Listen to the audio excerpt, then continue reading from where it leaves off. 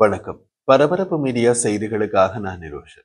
அமெரிக்க ஜனாதிபதி Donald Trump செவ்வாய்க்கிழமை ஹமாஸுக்கு ஒரு இறுதி எச்சரிக்கையை விடுத்தார். தனது 20 அம்ச காசா அமைதி திட்டத்திற்கு பதில் கொடுக்க 3 முதல் 4 நாட்கள் வரை மட்டுமே ஹமாஸ் இயக்கத்திற்கு அவகாசம் உள்ளது என்று எச்சரித்தார். ஹமாஸ் திட்டத்தை நிராகரித்தால் இஸ்ரேல் செய்ய வேண்டியதை செய்யும் என்று ட்ரம்ப் மேலும் கூறினார். ஹமாஸ் எனது திட்டத்தினை ஏற்றுக்கொள்கிறதோ இல்லையோ என்பது அவர்களை பொறுத்தது.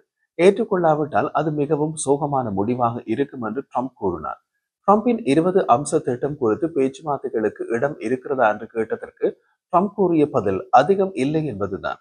ஹமாஸ் பிற பாலஸ்தீனிய குழுக்களுடன் பேசி ட்ரம்பின் காசா அமைதி திட்டத்தை ஏற்றுக்கொள்ளும் மனநிலையில் இருப்பதாக செவ்வாய்க்கிழமை சிபிஎஸ் தொலைக்காட்சி தகவல் அறிந்த வட்டாரங்களை மேற்கோள் காட்டி தெரிவித்தது. இஸ்ரேலின் ஐநா தூதர் டேனி டானன் கூறிய போது ஹமாஸ் ட்ரம்பின் காசா அமைதி திட்டத்தை நிராகரித்தால் இஸ்ரேல் செய்ய வேண்டிய வேலைகளை செய்து முடித்துவிட்டு மீதமுள்ள அனைத்து பணைய கைதிகளையும் வீட்டுக்கு கொண்டு வரும் என்று செவ்வாய்க்கிழமை தெரிவித்தார். ஜானன் மேலும் கூறிய போது ஹமாஸ் ட்ரம்பின் திட்டத்தை நிராகரித்தால் இஸ்ரேல் எளிதான வழியிலோ அல்லது கடினமான வழியிலோ வேலைகளை முழுமையாக முடிக்கும். பணைய கைதிகள் வீடு திரும்புவதற்கு இனியும் காத்திருக்க முடியாது. ட்ரம்பின் திட்டம் அவர்களை மீண்டும் கொண்டு வருவதற்கான ஒரு சாலை வரைபடம் மட்டுமல்ல, அக்டோபர் 7ஆம் தேதி கட்டவிழ்த்து விடப்பட்ட தீவிரவாதத்தின் கொடுங்கோன்மையை முடிவுக்கு கொண்டு வருவதற்கான ஒரு திட்டமும் கூட என்று ஐநாவில் கூறினார். இந்த ஒப்பந்தத்தை இஸ்ரேல் பகிரங்கமாக ஏற்றுக்கொண்டு 72 மணி நேரத்துக்குள் உயிருடன் மற்றும் இறந்த அனைத்து பணிய கைதிகளும் திருப்பி அனுப்பப்படுவார்கள் என்று ட்ரம்ப் நிர்வாகம் பகிர்ந்து கொண்ட அறிக்கையில் கூறப்பட்டுள்ளது. வெள்ளை மாளிகையால் நேற்று செவ்வாய்க்கிழமை வெளியிடப்பட்ட விரிவான அறிக்கையில் காசாவில் ட்ரம்பின் திட்டம் அவருக்கு எப்படி நோபல் பரிசை பெற்றுக் கொடுக்கும் என்ற கனவு தெரிகின்றது. ட்ரம்பின் திட்டம் ஹமாஸால் ஏற்றுக்கொள்ளப்பட்டு சரியாக நடைமுறைப்படுத்தப்பட்டால் காசா அதன் அண்டை நாடுகளுக்கு அச்சுறுத்தலாக இல்லாத ஒரு தீவிரவாத மற்றும் மண்டலமாக இருக்கும் என்று பாதிக்கப்பட்ட காசா பொதுமக்களுக்காக இந்த இடம் முன்பை விட சிறப்பாக மீண்டும் உருவாக்கப்படும். இரு தரப்பினரும் இந்த திட்டத்திற்கு ஒப்புக்கொண்டால் போர் உடனடியாக முடிவுக்கு வரும். பணைய கைதிகளை விடுவிக்கப்பட்டவுடன் இஸ்ரேலிய படைகள் ஒப்புக்கொள்ளப்பட்ட வரிசையில் காசாவை விட்டு வெளியேறும். அந்த நேரத்தில் விமான மற்றும் பீரங்கி தாக்குதல் உட்பட அனைத்து ராணுவ நடவடிக்கைகளும் இடைநிறுத்தப்படும். போர்க்களங்கள் முடக்கப்பட்டிருக்கும். அனைத்து பணைய கைதிகளும் விடுவிக்கப்பட்டவுடன் அக்டோபர் 7, 2023க்கு பின்னர் தடுத்து வைக்கப்பட்ட 250 ஆயுள் தண்டனை கைதிகள் மற்றும் தடுத்து வைக்கப்பட்டுள்ள அனைத்து பெண்கள் மற்றும் குழந்தைகள் உட்பட 1700 காசாவாசிகளை இஸ்ரேல் விடுவிக்கும். ஒவ்வொரு இஸ்ரேலிய பணைய கைதியின் உடல்களும் விடுவிக்கப்பட்டவுடன் இறந்த 15 காசாவாசிகளின் உடல்களை இஸ்ரேல் விடுவிக்கும். அனைத்து பணைய கைதிகளும் திருப்பி அனுப்பப்பட்டதும் அமைதியான வாழ்வுக்கும் தங்கள் ஆயுதங்களை அகற்றுவதற்கும் உறுதியளிக்கும் ஹமாஸ் உறுப்பினர்களுக்கு பொது மன்னிப்பு வழங்கப்படும். காசாவை விட்டு வெளியேற விரும்பும் ஹமாஸ் உறுப்பினர்களுக்கு அவர்களை அழைக்கும் நாடுகளுக்கு போக பாதுகாப்பான பாதை வழங்கப்படும். இந்த ஒப்பந்தம் ஏற்றுக்கொள்ளப்பட்டவுடன் முழு மனிதாபிமான உதவியும் உடனடியாக காசா பகுதிக்கு அனுப்பப்படும்.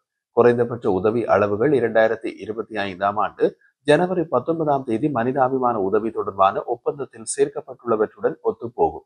இதில் உள்கட்டமைப்பு, அதாவது நீர், மின்சாரம், கழிவுநீர் மறுசீரமைப்பு, மருத்துவமனைகள் மற்றும் பேக்கரிகளின் மறுசீரமைப்புகள் மற்றும் இடிபாடுகளை அகற்ற தேவையான உபகரணங்களை அறிமுகப்படுத்தல் மற்றும் மீளமைக்கப்பட்ட சாலைகள் ஆகியவை அடங்கும். காசா பகுதியில் விநியோகம் மற்றும் உதவி நுழைவு இரு தரப்பினரின் குறுக்கீடு இல்லாமல் ஐக்கிய நாடுகள் சபை மற்றும் அதன் நிறுவனங்கள் மற்றும் ரெட் கிரசன்ட் மூலம் தொடரும். மேலும் இரு தரப்பினருடனும் எந்த வகையிலும் தொடர்பு படுத்தப்படாத பிற சர்வதேச நிறுவனங்களுடன் கூடுதலாக மனிதாபிமான உதவிகளை விநியோகிக்க அனுமதிக்கப்படுவார்கள். இரு திசைகளிலும் ரஃபா கடவையை திறப்பது ஜனவரி 19, 2025 ஒப்பந்தங்களின் கீழ் செயற்படுத்தப்பட்ட அதே வழிமுறைக்கு உட்பட்டது. காசாவில் ஒரு அரசியல் சார்பற்ற பாலஸ்தீனிய குழுவின் தற்காலிக இடைக்கால நிர்வாகத்தின் கீழ் நிர்வகிக்கப்படும். அந்த பாலஸ்தீனிய குழு காசாவில் உள்ள மக்களுக்கு பொது சேவைகள் மற்றும் நகராட்சிகளின் அன்றாட இயக்கத்தை வழங்குவதற்கு பொறுப்பாகும். இந்த குழு தகுதி வாய்ந்த பாலஸ்தீனியர்கள் மற்றும் சர்வதேச நிபுணர்களை கொண்டதாக இருக்கும். மேலும் புதிய சர்வதேச இடைக்கால அமைப்பான அமைதி வாரியம் ஜனாதிபதி டொனால்ட் ட்ரம்ப் தலைமையில் பிரிட்டனின் முன்னாள் பிரதமர் டோனி பிளேயர் உட்பட அறிவிக்கப்பட உள்ள பிற உறுப்பினர்கள் மற்றும் நாட்டு தலைவர்களுடன் செயற்படும். 2020ஆம் ஆண்டு ஜனாதிபதி ட்ரம்பின் அமைதி திட்டம் மற்றும் சவுடி பிரெஞ்சு திட்டம் உட்பட பல்வேறு திட்டங்களில் குறிப்பிடப்பட்டுள்ளதன்படி பாலஸ்தீனிய ஆணையம் அதன் சீர்திருத்த திட்டத்தை நிறைவு செய்ய வேண்டும். அதுவரை ட்ரம்ப் தலைமையிலான அமைதி வாரியம் காசாவின் மறுசீரமைப்புக்கான கட்டமைப்பு நிதியை கையாளும். காசா மக்களுக்கு சேவை செய்யும் மற்றும் முதலீட்டை ஈர்ப்பதற்கு உகந்த நவீன மற்றும் திறமையான நிர்வாகத்தை உருவாக்க அமைதி வாரியம் சிறந்த சர்வதேச தரநிலைகளை கோரும். மத்திய கிழக்கில் செழிப்பான நவீன அதிசய நகரங்களில் சிலவற்றை உருவாக்க உதவிய நிபுணர்கள் குழுவை கூட்டுவதன் மூலம் காசாவை மீண்டும் கட்டியெழுப்ப ட்ரம்பின் மேற்பார்வையில் பொருளாதார மேம்பாட்டு திட்டம் உருவாக்கப்படும். பங்கேற்கும் நாடுகளுடன் பேச்சுவார்த்தைகளை நடத்த விருப்பமான வரி விதிப்புகள் மற்றும் அணுகல் விகிதங்களுடன் ஒரு சிறப்பு பொருளாதார மண்டலம் நிறுவப்படும். யாரும் காசாவை விட்டு வெளியேற நிர்பந்திக்கப்பட மாட்டார்கள். மேலும் வெளியேற விரும்புவோர் சுதந்திரமாக வெளியேறவும் சுதந்திரமாக திரும்பி வரவும் அனுமதிக்கப்படுவார்கள் என்று குறிப்பிடப்பட்டுள்ளது. இவையெல்லாம் கேட்பதற்கு நன்றாகவே உள்ளன. அமெரிக்க ஜனாதிபதி டொனால்டு டிரம்பின் புதிய திட்டத்தில் அமெரிக்கா, இஸ்ரேல், சவுதி, எகிப்து, கத்தார் மற்றும் பாகிஸ்தான் கூட கையெழுத்திட்டதால் மத்திய கிழக்கில் அமைதி வந்துவிட்டது என்று வெள்ளை மாளிகை சொல்கின்றது. ஆனாலும் கூட இந்த திட்டம் குறித்து ஒரு முக்கிய சிக்கல் உள்ளது. ஹமாஸ் கையெழுத்திடவில்லை என்பது மட்டுமல்லாமல் டிரம்பின் திட்டம் பற்றி ஹமாஸுடன் ஆலோசிக்கப்படவில்லை. சர்வதேச சமூகத்தில் பெரும்பாலானவர்கள் ஹமாஸை விரும்பவில்லை. ஆனால் அவர்கள் 48 இஸ்ரேலிய பணிய கைதிகளை பிடித்து வைத்துள்ளனர். அவர்களில் 20 பேர் உயிருடன் உள்ளார்கள். அதனால் ஹமாஸ் ஒப்புக்கொள்ளாத எந்த ஒப்பந்தமும் நடக்காது. எனவே கத்தார் இறுதியாக தமது விருந்தினர்களாக உள்ள ஹமாஸ் தலைவர்களை சம்மதிக்க வைக்க வேண்டிய கட்டாயத்தில் உள்ளது. ஆனால் ஹமாஸ் மறுத்தால் அல்லது வாரங்கள் அல்லது அதற்கு மேற்பட்ட பேச்சுவார்த்தைகள் தேவைப்பட்டால் என்ன செய்வது? அப்படி நடந்தால் காசா நகரத்தின் 2ஆம் பாதியை ஐடிஎஃப் தொடர்ந்து கைப்பற்றும் என்று எதிர்பார்க்கப்படுகின்றது. ஐடிஎஃப் ஏற்கனவே சுமார் 50% காசா நகரை தமது கட்டுப்பாட்டுக்குள் வைத்திருக்கின்றது. ஏற்கனவே அப்பகுதியில் அளிக்கப்பட்ட கட்டடங்களை தவிர மேலும் 1250 கட்டடங்களை அதிகமானவை அளிக்கப்படும். ஒரு ஒப்பந்தம் ஏற்பட்டால் மறு கட்டமைப்புக்கான விலை உயரக்கூடாது என்பதற்காக பிரதமர் பெஞ்சமின் நேதன்யாகுவை இனி குறைவான கட்டடங்களை அளிக்குமாறு ட்ரம்ப் கேட்டால் ஒரு சுவாரஸ்யமான திருப்பம் ஏற்படலாம். ஆனாலும் அது ட்ரம்ப் அல்லது நேதன்யாகுவின் பாணியாக தெரியவில்லை. ஹமாஸுக்கு அதிகபட்ச அழுத்தம் கொடுக்க இருவரும் விரும்புகின்றார்கள். காசா நகரத்தின் பெரும்பாலான பொதுமக்கள் வெளியேறிவிட்டனர். சில வாரங்களுக்கு முன்பு அங்கிருந்து 1 மில்லியன் பாலஸ்தீனிய பொதுமக்களில் சுமார் 8 லட்சம் பேர் ஏற்கனவே வெளியேறிவிட்டனர். மீதி 2 லட்சம் பேர் வெளியேறுவார்களா அல்லது அவர்களில் கணிசமான பகுதியினர் தங்குவார்களா என்பது தெளிவாக தெரியவில்லை. காரணம், அவர்கள் ஹமாஸ் இயக்கத்தினர் அல்லது வெளியேறுவதில் சிரமம் உள்ள பொதுமக்கள், அதாவது முதியவர்கள் மற்றும் இளம் குழந்தைகளை கொண்ட குடும்பங்கள் என்பதால் அது ஒரு திறந்த கேள்வி. காசா நகரத்தின் சில பகுதிகளை ஐடிஎஃப் பல முறை கைப்பற்றி உள்ளது. அப்போதெல்லாம் ஒவ்வொரு முறையும் 1 லட்சம் முதல் 2 லட்சத்திற்கு இடையில் காசாவாசிகள் எப்போதும் தங்கியிருந்தனர். எனவே பொதுமக்கள் நிலைமை தீவிரமாக மாறாமல் இருக்கலாம். மிகப்பெரிய மர்மம் என்னவென்றால் எத்தனை ஹமாஸ் இயக்கத்தினர் கொல்லப்படுவார்கள் என்பதுதான். இன்று வரை காசா நகர படையெடுப்பு தொடங்கியதிலிருந்து 200க்கும் குறைவானவர்கள் கொல்லப்பட்டதாக தெரிகின்றது.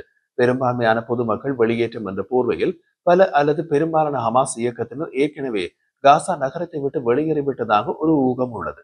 ஆனால் காசாவின் ஒவ்வொரு பகுதியிலிருந்தும் ஒவ்வொரு வெளியேற்றத்திற்கு பின்னரும் சில ஹமாஸ் படைகள் எப்போதும் கெரில்லா போரை நடத்துவதற்கு பின்னால் இருந்தன. ஐடிஎஃப் இறுதியில் போர் புரிய தங்கியிருக்கும் அவர்களை தேடி கண்டுபிடித்து கைது செய்ய வேண்டும் அல்லது கொல்ல வேண்டும். அது காசா பகுதியில் இஸ்ரேலால் கைப்பற்றப்பட்ட எந்த நகரத்திற்கும் நடக்கவில்லை. மே மாதத்தில் ஒரு ஒழுங்கமைக்கப்பட்ட ஹமாஸ் படையுடனான கடைசி பெரிய போராக வடக்கே பெய்ட் ஹனூனில் நடந்ததைப் போல காசா நகரத்தில் நேரடியாக பெரிய போர் நடக்கவில்லை. அப்படியானால் மீதமுள்ள 2000 முதல் 2500 ஹமாஸ் இயக்கத்தினர் எங்கே? காசா நகரில் மீதமுள்ள 2 லட்சம் பேரில் கலந்து போயுள்ளார்களா? 2023 இலையுதிர் காலத்தில் காசா நகரத்தின் மீதான படையெடுப்பு, 2024 பிற்பகுதியில் கான்யூனிஸ் படையெடுப்பு மற்றும் 2024 கோடையில் ரஃபா படையெடுப்பு ஆகியவற்றில் நடந்ததை போல அவர்கள் காசா நகரிலிருந்து வெளியேறி மற்றும் ஒரு நகரில் தோன்றினால் என்ன செய்வது? அந்த நகரத்தையும் கைப்பற்ற வேண்டியிருக்கும் அல்லவா? அதற்கு எவ்வளவு காலம் எடுக்கும்? பணைய கைதிகள் மீதான தாக்கம் மற்றும் ஒரு மர்மமாக இருக்கும்.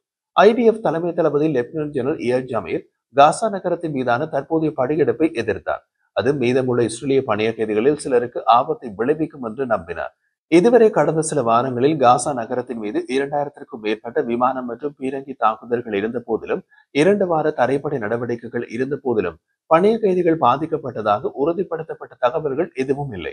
ஐடிஎஃப் காசா நகரம் முழுவதையும் கைப்பற்றி நகரம் முழுக்க தேடினாலும் பணைய கைதிகள் யாரும் அகப்படாவிட்டால் அதன் பின் என்ன செய்வது? காசாவின் வேறு ஒரு நகரில் போய் அவர்களை தேடுவதா? அப்படியானால் அந்த நகரில் உள்ள மக்களை என்ன செய்வது? இறுதியாக ஹமாஸுக்கு எதிராக போராடும் இஸ்ரேலிய துருப்புக்களுக்கு ஏற்படும் தீங்கு குறித்த கேள்வி. இன்று வரை இஸ்ரேலிய துருப்புக்களுக்கு ஏற்பட்ட சேதம் மிக குறைவு. ஆனால் அது பூஜ்ஜியத்திலிருந்து வெகு தொலைவில் உள்ளது. கடந்த மாதத்தில் குறைந்தது 2 முறை ஹமாஸ் இயக்கம் இஸ்ரேலிய நிலைகளில் ஊடுருவ முடிந்தது.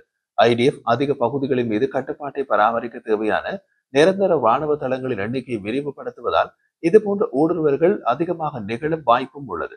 அல்லது மீண்டும் மீண்டும் ஹமாஸ் ஊடுருவல்களை தவிர்க்க ராணுவம் புதிய வழிகளை கண்டுபிடிக்க வேண்டும். இந்த தரவுகள் அனைத்தையும் ஒன்றாக சேர்த்து பாருங்கள். ட்ரம்பின் திட்டத்தை ஹமாஸ் நிராகரித்தால் இவை அனைத்தும் ஐடிஎஃப்பின் தலையில் வந்து விழும்.